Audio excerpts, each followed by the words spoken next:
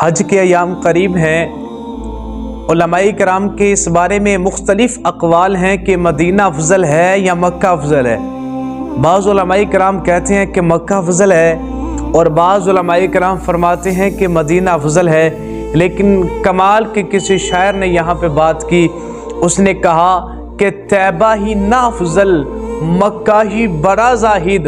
ہم عشق کے بندے ہیں، کیوں بات بڑائی ہے، اور ہمارا تو عقیدہ یہ ہے جو اعلیٰ حضرت امام اہل سنت مجدد دین و میلت شاہ امام محمد رضا خان رحمت اللہ تعالی علیہ نے ہمیں عقیدہ دیا۔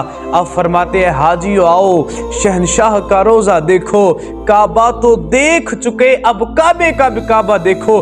تو بعض علماء کرام فرماتے ہیں کہ مکہ افضل ہے، بعض کہتے ہیں کہ مدینہ افضل ہے۔ شاہ عبدالحق محدث دہلوی رحمت اللہ تعالی علیہ ارشاد فرماتے ہیں، آپ نے کمال کی بات کی۔ آپ کہتے ہیں کہ یہ ساری فضیلت حضور علیہ الصلوۃ والسلام کی نسبت کے ساتھ ہے۔